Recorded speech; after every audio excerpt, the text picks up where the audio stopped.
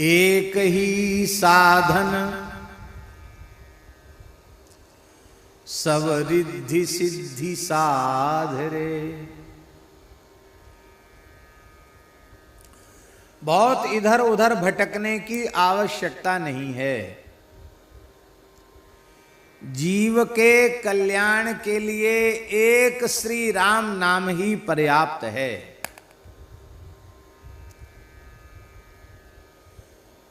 और राम नाम से जो चाहेगा सो मिल जाएगा।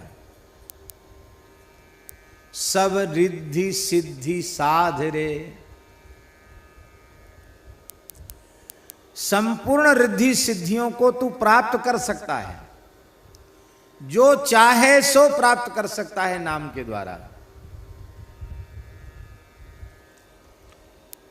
अष्टांग योग बड़ा कठिन है महाराज, हठ योग, अष्टांग योग। और हो सकता है योगी लोग जिस असंप्रज्ञात समाधि को अपने योग की चरमोपलब्धि मानते हैं, उस चरमोपलब्धि को प्राप्त करने में हो सकता है कई जन्म लग जाएं साधन करते करते। पर अनन्य भाव से अहर्निश श्री राम नाम का कोई आश्रय ले तो नाद योग, हठ योग, राजयोग, लय योग, मंत्र योग, सारे योग, भक्ति योग, ज्ञान योग, कर्म योग सब अपने आप सिद्ध हो जाएंगे। राम नाम को छोड़ करके दूसरा कोई आश्रय ही नहीं है। एक ही साधन सब रिद्धि सिद्धि साधरे। इस एक राम नाम से तू सब कुछ प्राप्त कर ले, जो चाहे सो प्राप्त कर ले।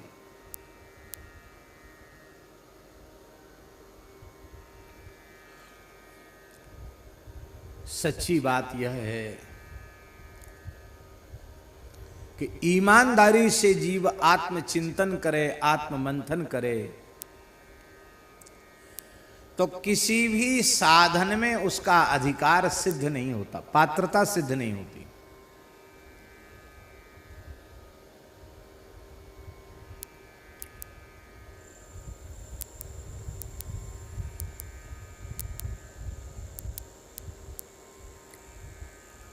यतोभ्युदय निःश्रेयस सिद्धि सधर्म। अभ्युदय और निःश्रेयस की सिद्धि जिससे होती उसको धर्म कहते हैं। वह धर्म वर्णाश्रम रूप है। वर्ण धर्म, ब्राह्मण, क्षत्रिय, वैश्य, शूद्र, ये चार वर्ण हैं। ब्रह्मचर्य, गृहस्थ, वानप्रस्थ और संन्यास, ये चार आश्रम हैं। शास्त्र के अनुरूप जिस वर्ण में हमारा जन्म हुआ है उस वर्ण के अनुरूप धर्म का अनुष्ठान करते हुए भगवान का स्मरण करना।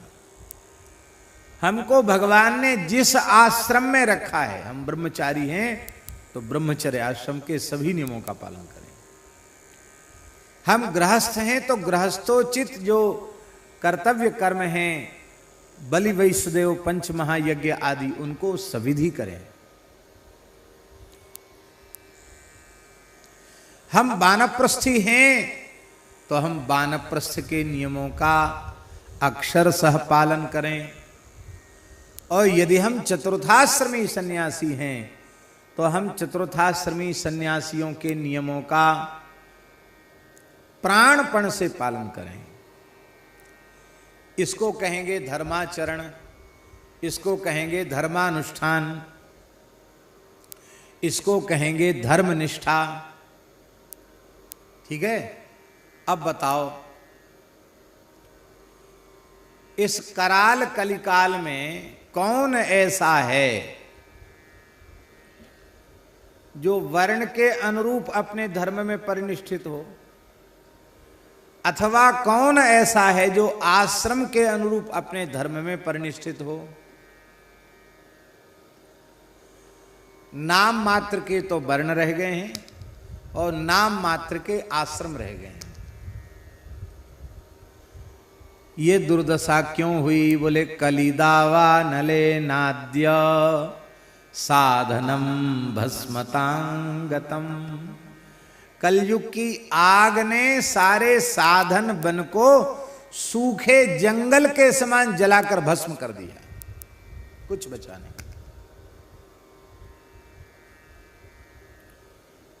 हमारा शरीर ब्राह्मण कुल में उत्पन्न हुआ है। हम अपने मन में भाव रखते हम ब्राह्मण हैं, बहुत अच्छी बात, रखना भी चाहिए। पर ब्राह्मण के जो लक्षण कहे गए हैं, ब्राह्मण का जो धर्म कहा गया है, ब्राह्मण के जो संस्कार कहे गए हैं, ईमानदारी से हम अपने आप में देखें तो वे हमारे में नहीं हैं।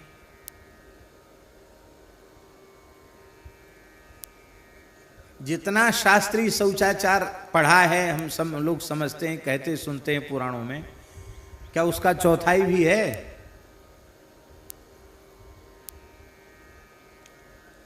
नल का पानी पी रहे हैं, मोरी में से नल आ रहा है, बाष्पेशन में कुल्ला करें, वही जूठा हो गया, वही मलमूत्र साफ करके हाथ धो रहे हैं। शौचाचार कहाँ चला गया? स्नान गृह ऐसे बन गए कि उसमें शास्त्रीय मिट्टी का प्रयोग जितना कहा गया कि इतनी मिट्टी लगाओ, उतनी मिट्टी लगाओगे तो पूरी बिल्डिंग तोड़नी पड़ेगी। इतने छोटे छोटे पाइप, उनमें भी जाली लगी हुई है।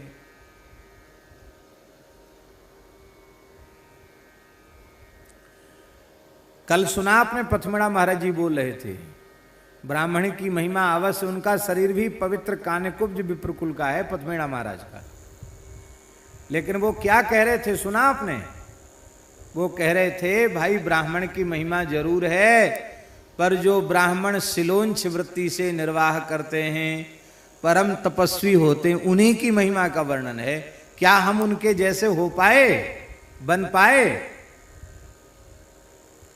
हम केवल अहंकार कर बैठते हैं, बाकी उसके अनुरूप गुणधर्म लक्षण हमारे में नहीं दिखाई पड़ते हैं।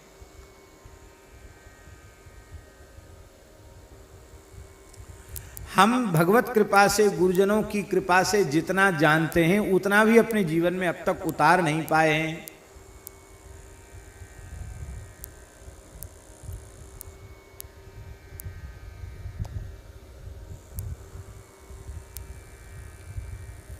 चलो, ब्राह्मण अपने धर्म में परिनिष्ठित नहीं, तो क्या क्षत्रिय अपने धर्म में परिनिष्ठित है? यदि क्षत्रिय अपने धर्म में परिनिष्ठित होता तो यह संभव था कि भारतवर्ष की धरती पर एक गाय भी कट जाए, एक गाय के ऊपर भी कोई प्रहार कर सके। क्षत्रियत्व के रहते हुए गौ, ब्राह्मण, अबला, स्त्री, संत, इन पर अत्याचार हो जाए, यह संभव था क्या? क्षत्रिय भी अपने धर्म में परिनिष्ठित नहीं। बोले तब वैश्य अपने धर्म में परिनिष्ठित जरूर हैं, वैश्य भी नहीं है। गीता जी में भगवान क्या कहते वैश्यों के लिए? कृषि गोरक्ष वाणिज्यम वैश्य कर्म स्वभावजम। कृषि, गोरक्षा, वाणिज्य वैश्य के 3 कर्म हैं, और उसे यज्ञोपवीत पहनना चाहिए, त्रिकाल संध्या करना चाहिए, बलि वैश्वदेव करना चाहिए, पंचम, ये तो करना ही चाहिए क्योंकि वो द्विजाति है। और वृत्ति के लिए कृषि, गोरक्षा और वाणिज्य। वैश्यों ने खेती प्राय छोड़ दी, गो सेवा से भी धीरे धीरे विमुख होते चले जा रहे हैं। अब रहा वाणिज्य। वाणिज्य में पहले कुछ ऐसे काम थे जिनको करने की अलग जातियां थी, अलग व्यवस्था थी। शराब का काम अमुक करे, मांस का काम अलग अमुक व्यक्ति करे, तेल का काम अलग अमुक व्यक्ति करे, पान का काम अमुक व्यक्ति करे। ये हमारे यहाँ निश्चित था कि नहीं था? अब बताओ,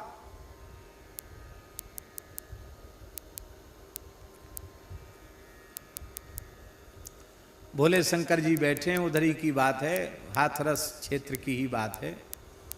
तो महाराज जी तो पुराने थे ना, तो पुराने सब लोग आते थे, हाथरस, सासनी, रुदायन, देदामई, इधर सब जगह के गांव गांव के ब्रजवासी आते वृंदावन, तो महाराज जी के दर्शन करते।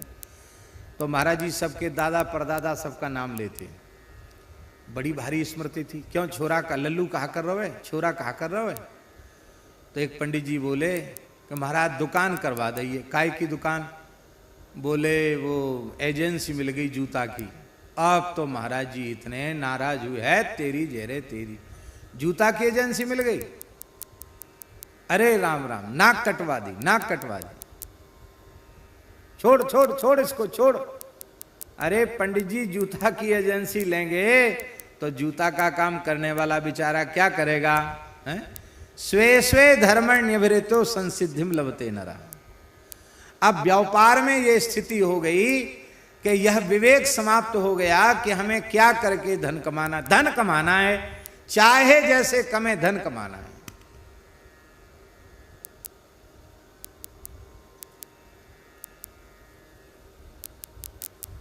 महाराज जी स्कंद पुराण में लिखा है, गौ और ब्राह्मण ये किसी भी प्रकार से विपत्ति ग्रसित न हो, ये दुखी न हो, ये सुखी और स्वस्थ रहें, इनकी सेवा संहार के लिए ब्रह्मा जी ने चतुर्थ वर्ण की सृष्टि की। स्कंद पुराण में लिखा है, हमने उसको लैंड किया उस श्लोक को।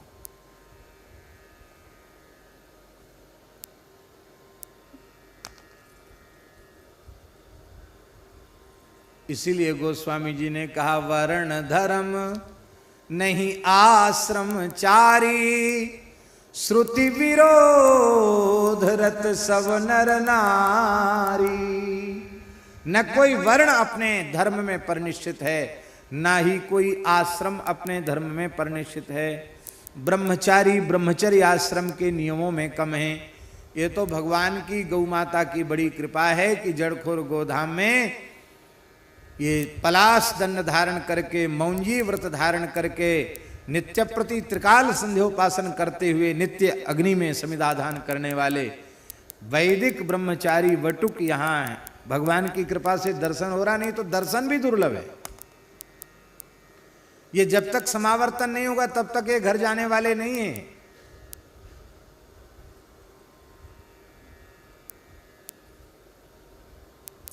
अष्टांग मैथुन का त्याग करने वाले को ब्रह्मचारी कहते हैं।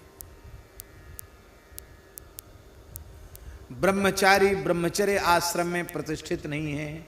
ब्रह्मचर्य आश्रम तो समाप्त ही हो गया, आश्रम ही समाप्त हो गया।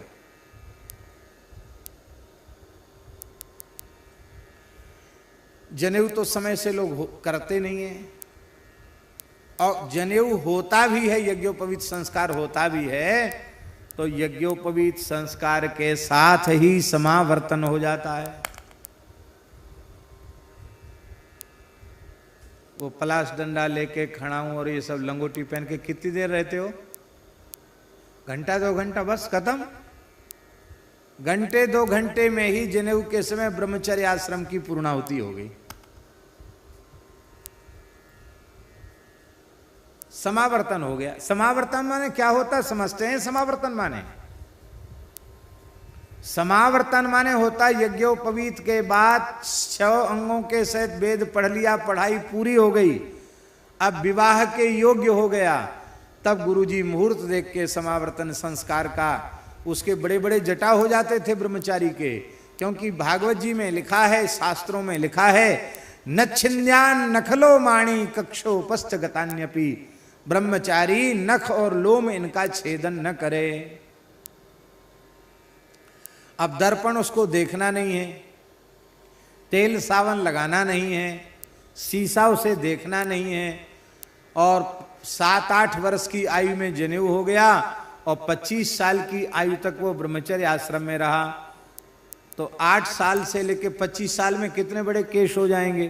कंघी करना नहीं, तेल सावन प्रयोग करना नहीं, सब जटा हो जाएंगे कि नहीं हो जाएंगे। इसलिए जटाभिर ब्रह्मचारी।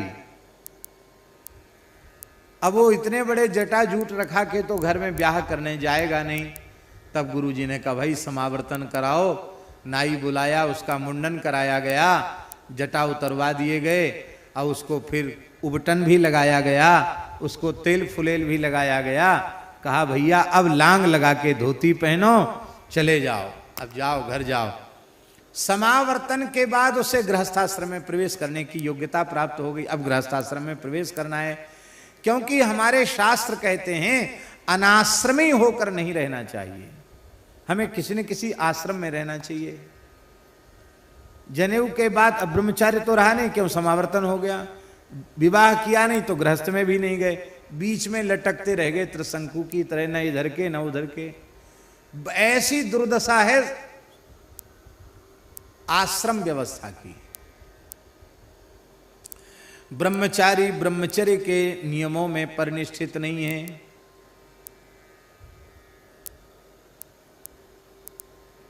क्या है माला झोली के साथ? ब्रह्मचारी ब्रह्मचर्य के नियमों में परिनिष्ठित नहीं है और गृहस्थ गृहस्थोचित धर्म में परिनिष्ठित नहीं है। नित्य पंच महायज्ञ बल वैश्व देव त्रिकाल संध्योपासन आदि करने वाले, शास्त्रीय विधि से गृहस्थ धर्म का पालन करने वाले खोजने से शायद ही कोई एक आध मिल जाए, बीज रूप में, वो भी नहीं मिलेंगे महाराज, बड़े से बड़े पंडितों में नहीं मिलेंगे।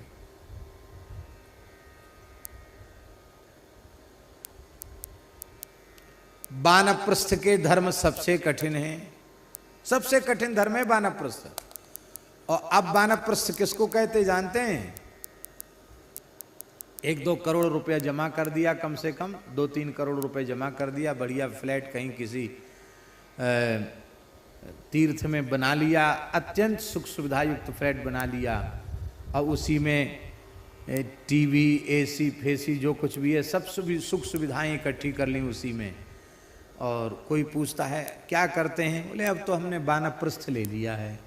ये वानप्रस्थ है। ब्रह्मचर्य आश्रम और सन्यास आश्रम से भी कठोर नियम वानप्रस्थ आश्रम के हैं।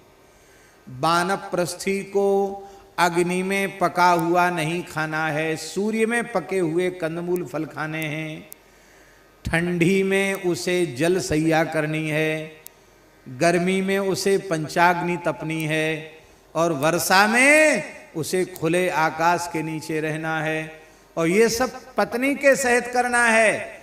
और फिर इसके बाद फिर सन्यास की योग्यता होगी। इतनी कठोर तपस्या है वानप्रस्थी के लिए। क्यों है इतनी कठोर तपस्या? बोले गृहस्थाश्रम में रहकर जो विषय सेवन किया है उसके जो चित्त पर संस्कार पड़े हैं, उन संस्कारों को मिटाने के लिए सामान्य तप की आवश्यकता नहीं, विशेष तप की आवश्यकता है। इसलिए तप के द्वारा उन संस्कारों को, जो मलिन संस्कार वासना के हैं, उन्हें मिटाने के लिए कठोर तप की आवश्यकता पड़ती है। तब वह सब ओर से उपराम होता है, तब वह चतुर्थाश्रम में जाने के योग्य होता है। नाम के वानप्रस्थ रह गए, वानप्रस्थ की परंपराएं भी विलुप्त हो गई। बोले अब तो हम गंगा जी के किनारे वानप्रस्थ में जाके रहेंगे। आपके पास 1000-2000 रुपए दिन देने का हो तो आप वानप्रस्थ में रह सकते हैं, नहीं तो नहीं रह सकते। माने वानप्रस्थ आश्रमों की परिकल्पना भी एक महंगी होटल के जैसी हो गई। ये वानप्रस्थ की दुर्दशा है।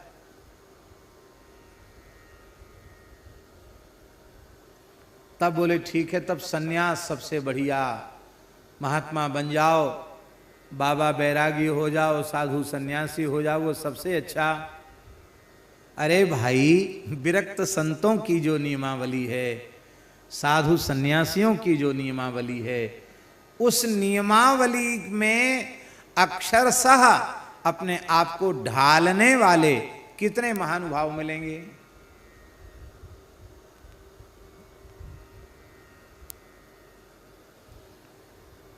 एक महात्मा लोग विनोद में कहते हैं, अरे भाई ये किसके बच्चे इतना शोरगुल मचा रहे हैं?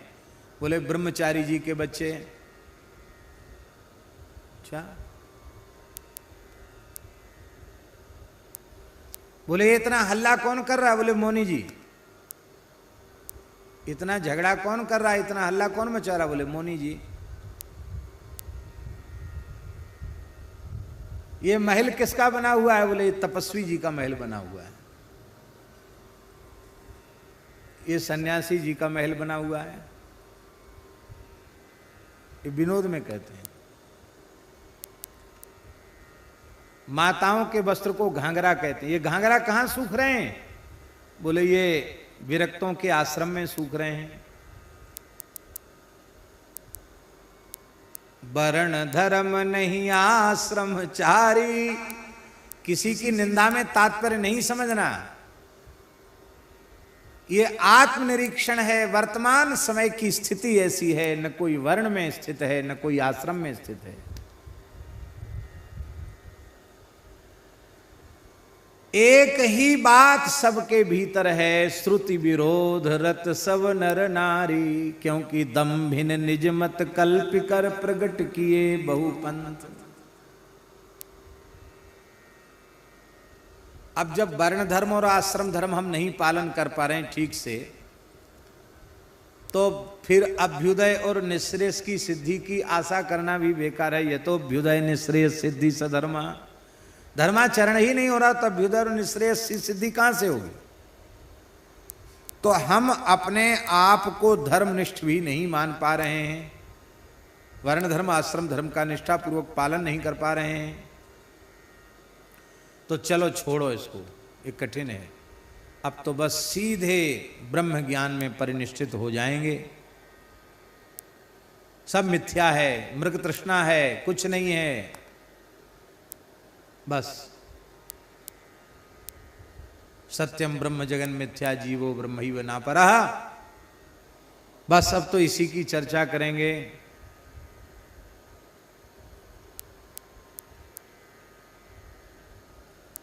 ज्ञान मार्ग पर चलेंगे। गोस्वामी जी कहते ज्ञान पंथ कृपाण के धारा, परत खगेश न लागे बारा। क्यों ये कृपाण के धारा क्यों कहा तुलसीदास जी महाराज ने? इसलिए कहा कि ज्ञान मार्ग के साधक को प्रकृति का अतिक्रमण करना पड़ता है। प्रकृति कितने प्रकार की है? कितने प्रकार की है प्रकृति? 8 प्रकार की है। भूमिरापो नलो वायु खम मनो बुद्धिरेव च, अहंकार इति यम्मे भिन्ना प्रकृतिरष्टधा। ये अष्टधा प्रकृति है, श्रीमद् भगवद गीता में भगवान ने अर्जुन को बताई है। अब देखो, पृथ्वी जल तेज वायु आकाशात्मक जो देह है, इससे ऊपर उठना बड़ा कठिन है। कथनचित इससे ऊपर कोई उठ जावे, अर्थात देहेंद्रियादि से ऊपर उठ जाए, तो मन से ऊपर नहीं उठ पाता है। मन से ऊपर उठ पाते हैं क्या? अर्जुन जैसे महानुभाव कह रहे हैं, चंचलम ही मन कृष्ण प्रमाथि बलभद्रम तस्याहम निग्रहम मन्ये वायोरिव सुदुष्करम। अर्जुन को जब कठिनाई मालूम पड़ रही तो हम लोगों की तो चर्चा ही कहां है। असंशयम महाबाहो मनो दुर्निग्रहम चलम। लेकिन अभ्यास और वैराग्याभ्याम तन्निरोधा, अभ्यास और वैराग्य से उसका निरोध होता है।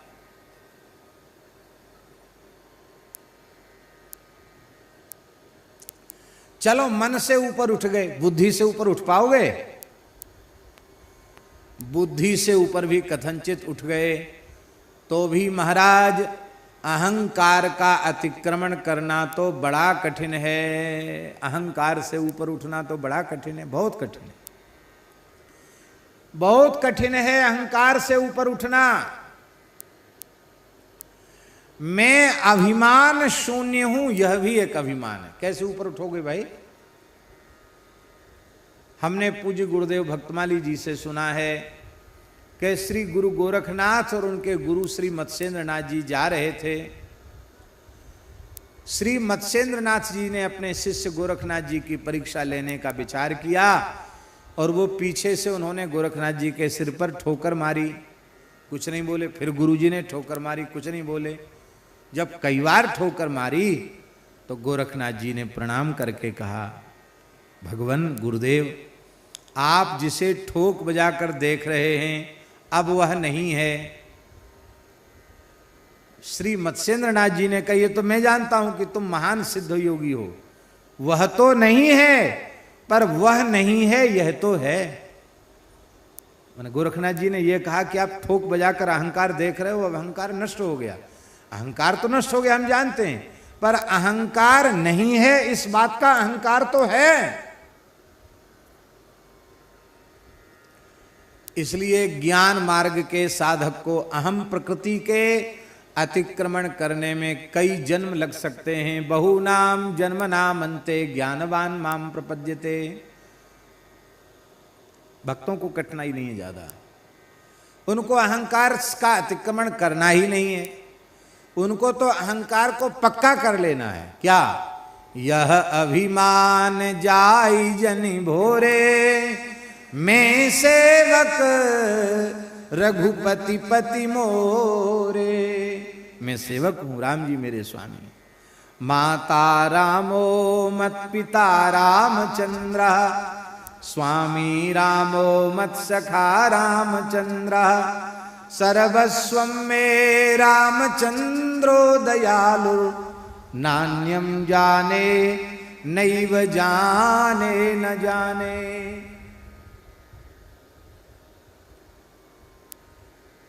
तब बोले ठीक है, धर्म में भी आप ठीक से चल नहीं पाए, वर्णाश्रम धर्म को ठीक से पालन कर नहीं पा रहे हैं, ज्ञान मार्ग में भी अपनी पात्रता आपकी सिद्ध नहीं हो पा रही है। चलो भक्ति मार्ग सबसे सरल है, सबसे सरल है भक्ति मार्ग, भक्ति ठीक है।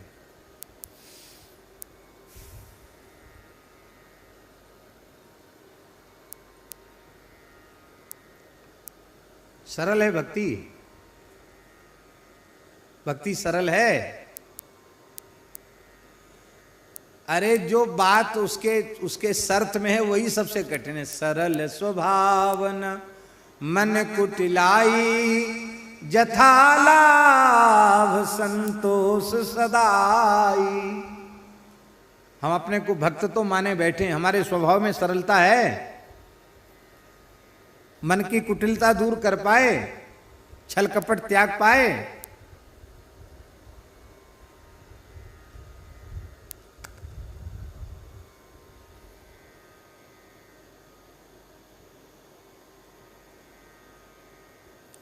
चलो ये तो ये हुई बात। अब भक्ति कहते किसको हैं? तैल धारावत अखंड अविच्छिन्न भाव से भगवन नाम रूप गुण लीला की अखंड अक्षुण्ण अविचल अखंड स्मृति बनी रहे, उसको भक्ति कहते हैं। आधे क्षण के लिए भी भगवान भूले ना, उसको भक्ति कहते हैं। नित्य नियम करना मुश्किल हो जाता है, 10-5 माला फेरते हैं, उसी में सब भूली बिसरी बात, पता नहीं कितनी कितनी पुरानी बात याद आ जाती है। स्मृति भी अखंड नहीं है, खंड स्मृति हो रही है। तो भक्ति की परिभाषा भी कठिन है। हमारे जैसे लोग व्यक्ति के लिए तो भक्ति का मार्ग भी कठिन है।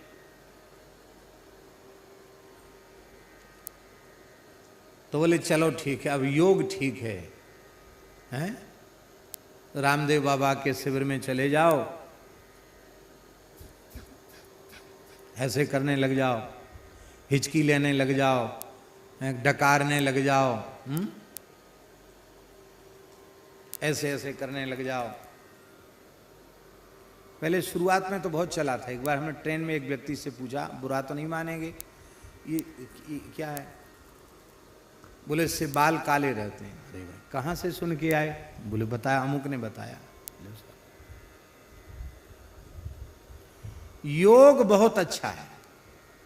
लोग कहते हैं हम बहुत बीमार रहते थे, जब से योगा करने, योग नहीं योगा, जब से योगा करने लगे हैं तब से हम ठीक होने लग गए हैं। अब डॉक्टरों को पैसा नहीं जाता, अब दवाई नहीं खानी पड़ती है, स्वस्थ हो गए। बहुत अच्छी बात है, अच्छी बात है, आप स्वस्थ हैं, योग करते हैं, ठीक बात है। लेकिन स्वस्थ शरीर किस लिए चाहते हैं? भजन के लिए स्वस्थ शरीर चाहते हैं कि संसार के प्रपंच को बढ़ाने के लिए, संसार को भोगने के लिए स्वस्थ शरीर चाहते हैं? तो झूठ बोलोगे तब तो कोई बात ही नहीं है। सच्ची बात तो ये है कि संसार का प्रपंच लंबे समय तक स्वस्थ शरीर से करना चाहते हैं, संसार को भोगना चाहते हैं, संसार को बढ़ाना चाहते हैं, और शरीर की शक्ति जवाब दे रही है। बीमार हो गए, रोगी हो गए, तो हम शरीर को ठीक रखना चाहते हैं। तो योग का लक्ष्य परमात्मा ना होकर योग का लक्ष्य भोग हो गया। इसलिए गोस्वामी जी ने कहा ग्रसे कलि रोग जोग संयम समाधि रे। चित्त की वृत्ति के निरोध का नाम है योग।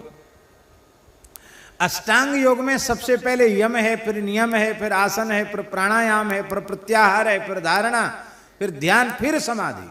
ध्यान, धारणा, समाधि।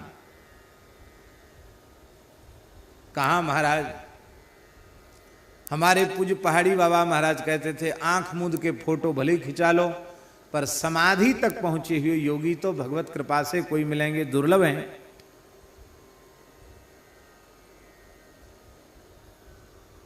आप लोग कहेंगे कि आप क्या कहना चाहते हो?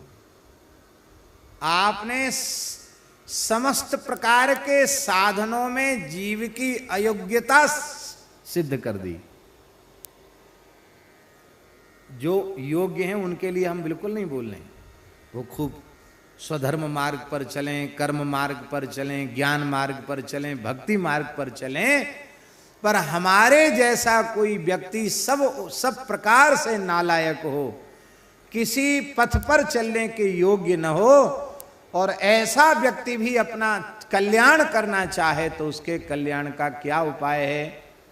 गोस्वामी जी कहते एक ही साधन केवल और केवल राम नाम। एक ही साधन सब रिद्धि सिद्धि साधिरे। क्यों? ग्रसे कलि रोग जोग संयम समाधि रे। कलयुग ने सारे साधनों को, यम नियम आसन प्राणायाम प्रत्याहार धारणा ध्यान समाधि आदि अष्टांग योग को ग्रस लिया, खा गया है कलयुग। केवल और केवल राम नाम। जो जीव किसी भी प्रकार से, किसी भी प्रकार के साधन की योग्यता न रखता हो, सर्वथा अयोग्य हो, इस संसार का सबसे नालायक व्यक्ति हो, सबसे अयोग्य व्यक्ति हो, अपात्र व्यक्ति हो, ऐसा व्यक्ति भी केवल और केवल श्री राम नाम का आश्रय ले ले। स्वाद आवे या न आवे, मन लगे या न लगे, केवल और केवल वैखरी जिह्वा से ही मन कहीं जाता है भागने दो, बुद्धि जाती है भागने दो। तुम केवल इतना काम करो, जिह्वा से राम नाम की रट लगा दो। वैखरी वाणी से राम नाम की रट लगाओ। ये तभी तक लगानी पड़ेगी जब तक इसका स्वाद नहीं है। स्वाद आती तो फिर आनंद हो जाएगा।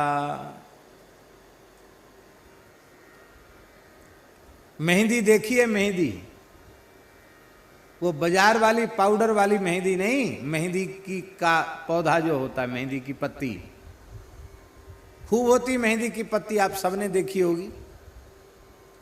मेहंदी की पत्ती कैसी होती? लाल होती कि हरी? हरी पत्ती होती है, लाल तो नहीं होती। मान लो किसी यंत्र में उसको पीस कर उसका रस निकाला जाए तो कैसा रस निकलेगा मेहंदी की पत्ती का? हरा निकलेगा कि लाल? कैसा रस निकलेगा? हैं? नहीं हरा निकलेगा, निकाल के देख लो, नहीं निकलेगा लाल, हरा निकलेगा, लाल नहीं निकलेगा। और उस पत्ती को ले आओ और सिल पर रख लो और ऊपर से लोढ़ी, और फिर पीसने लग जाओ उसको। सिल लोढ़ी तो लाल नहीं होगी, लेकिन पीसने वाले के हाथ लाल हो जाएंगे, रच जाएंगे हाथ। पहले गांव में ये मेहंदी नहीं चलती थी पाउडर वाली, और ना कोई मेहंदी प्रोफेशनल ऐसे लोग थे जो पैसा लेके मेहंदी रचाने आते, ऐसे लोग पहले नहीं थे गांव में। अब तो हो गए हो तो पता नहीं। तो पहले क्या होता था कि मेहंदी की पत्ती, और बड़े बूढ़े घर में जो होते थे, बड़ी बूढ़ी माताएं जिनको मेहंदी नहीं रचाना, वो पीसती थी। क्यों? पीसने वाले का हाथ पूरा लाल हो जाता। और फिर हाथ को ठीक से साफ करके, मेन होता ना मोम,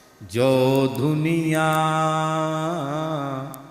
तो भी मैं राम तुम्हारा। राम नाम से मुझे क्या मिल गया? ये संत श्री दरियाव जी की वाणी है। वे कहते हैं काया का यंत्र सबद मन मुठिया, सुख मन तात चढ़ाई, गगन मंडल में दुनिया बैठा, मेरे सतगुरु कला सिखाई, जो दुनिया तो भी मैं राम तुम्हारा।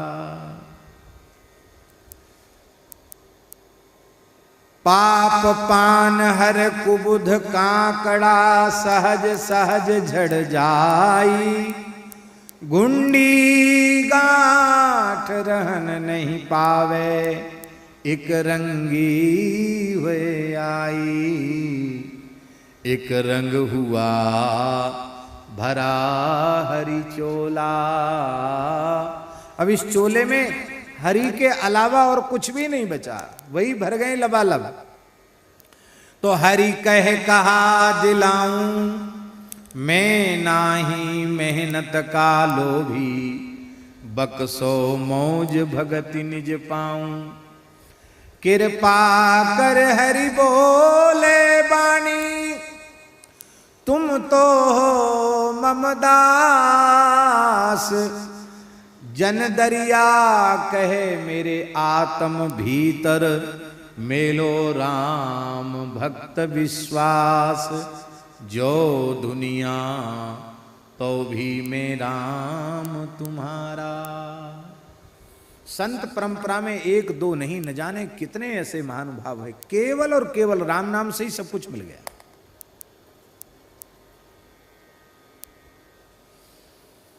आहा,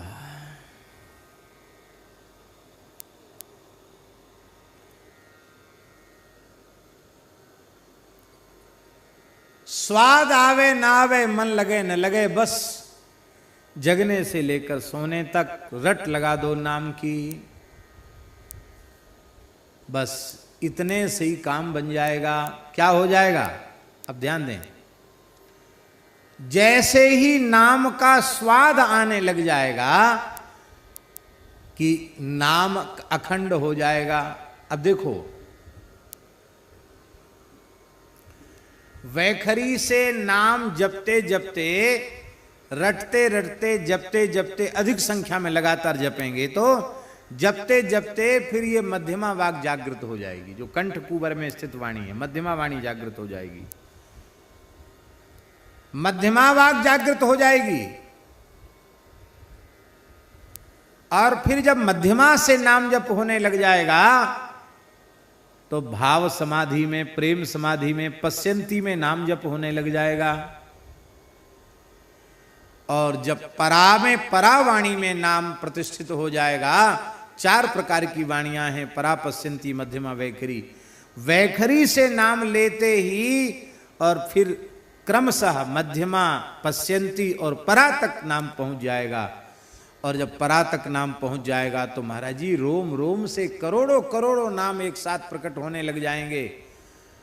और फिर चाहे सोते रहो, जगते रहो, खाते रहो, पीते रहो, किसी भी अवस्था में शरीर रहे, आधे क्षण के लिए भी नाम रुकेगा नहीं, नाम का विराम नहीं होगा। यह है निरंतर भगवान की स्मृति, यह है भक्ति योग। तो भक्ति योग की जो परिभाषा हमारे आचार्यों ने दी है, तैल धारावत अखंड अविच्छिन्न भाव से भगवान नाम रूप गुण लीला की अखंड स्मृति, इसका नाम भक्ति है।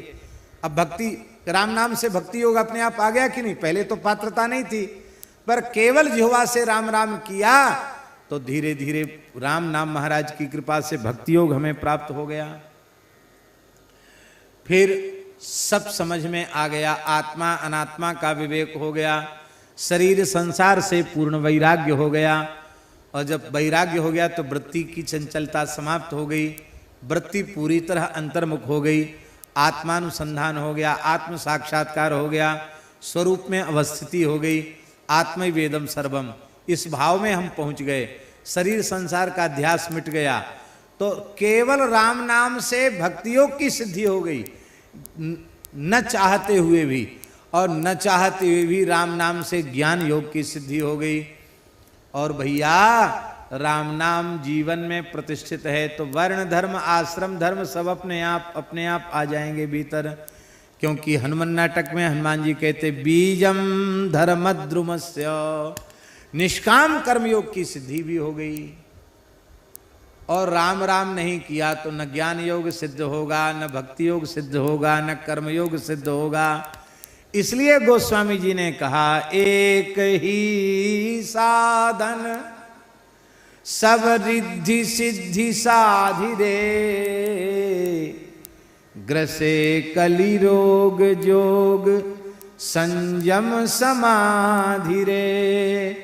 कलिकाल रूपी रोग ने सारे साधनों को ग्रस लिया है, इसलिए भलो जो है पोच जो है, दाहिनो जो बाम रे, राम नाम ही सो अंत सब ही को काम रे, राम नाम ही सो अंत सब ही को काम रे।